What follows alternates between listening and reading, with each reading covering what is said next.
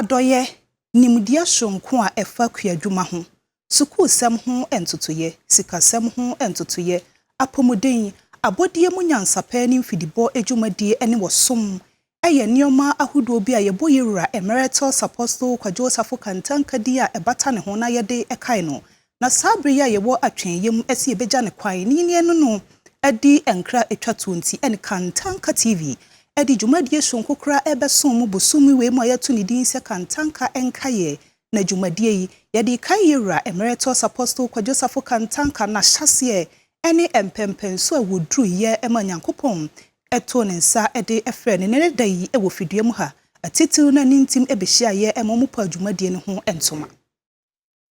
Emeritus Professor Apostle Dr. Engineer Kwadwo Safo eye wopani a wode na brabo ebeto ho ema abibiman titiriw ene wo man Ghana na ne nsem ahodo ana botan kan ene se abibiman yanyintum se yebetimi a ye de broni beka se de can do spirit yenti a ema me yewi na afi matire abibifo se sabi ehu na etuntum ni adwene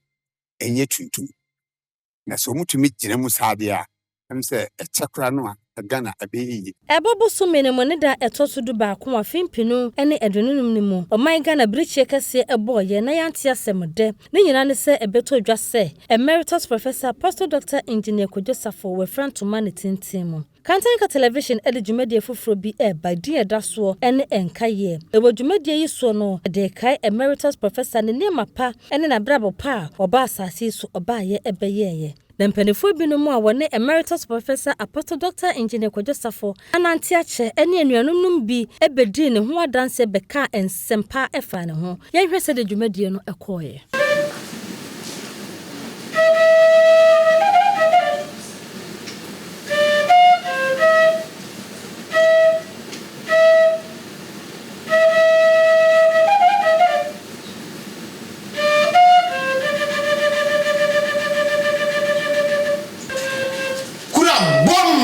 Esumasem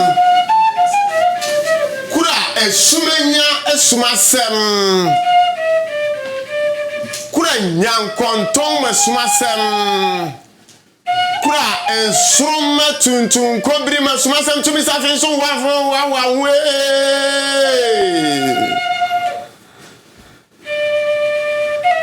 okuja man kukura man Chitra man, Pimpama man, Humanga man, Mantama man berma. Wa kwa for 1,000 bepo wesan 1,000 bwa kwa dogo masabi an kwantana marwa ina ya ko tutumu sikotoko. O tempo nkesi mu pempe megu ya kuma yire chire mo kwa ho adwo ma ebibifo ehu nenti a obibini inhia akwankyerafo atrofo ne akyerɛkyerɛfo atrofo ne akyerɛfo atrofo ne nkomhyɛfo atrofo ne epo bɔfo awurahunafo awuru kafo atutrafo nyambrafo adesaifo ama moifo awuhufo awuro wana abrabom ojefo da toso miensa ne ho nkaye no de esese yetumi ye koso otiase no one ka se so ho so ni ho bibia wode ato ho no yenhwe na yini so pepe nti edu ni be na o se ka no se de ese ne fata okay nti na yemfa ne se wankasa as busuani wankasa as wofase be se simamienu ntem dia na moto no 2 years amre obetimi gina so dia kai no pa no kre enfie bibli ta mi se enfie apem hanson 1979 that is enfie apem hanson hankono adioson enkono ana me ba ne nchen wow hankono adioson kono wow okay brofo obroni baka se 1979 yeah nti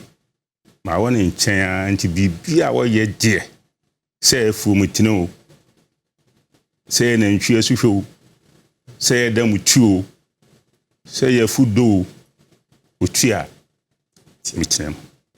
Utupe ni metie. Ti baby wa tibia no me nyina kotena. And one say ye buy am san be ye mputa. Enti meni wa fu mu na no ye sesa na che dia me meboa nyamsem no ne no so enkonanim.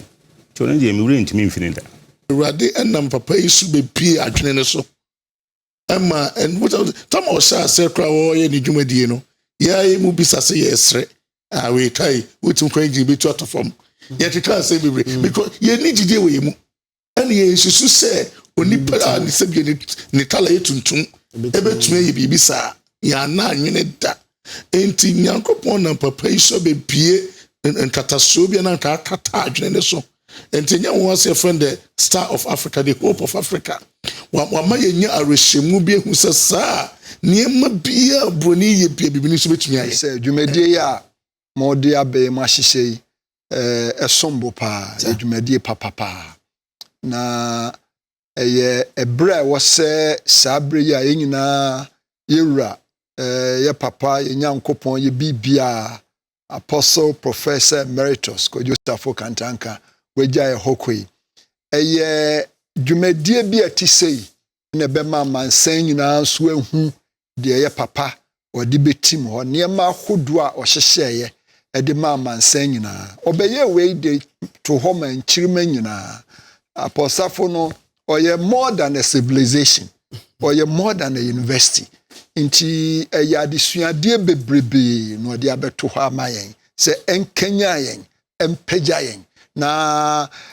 ye free asefru o man Ghana mu na etreko amansan aka bibiman nyina wiase nyina enya so emfaso free se obegina ho ede ma ye nyina se yenya rehemu se abrabo na ayabo mu no nyame nyaye nyame ompaye nyame di bibia hyeyensa na emom huna ne enhuye na obefiti ase se o kyerɛkyerɛ baako baako na obiebie so baako baako na ye nyina no aye nkenya ne nkoso de amayen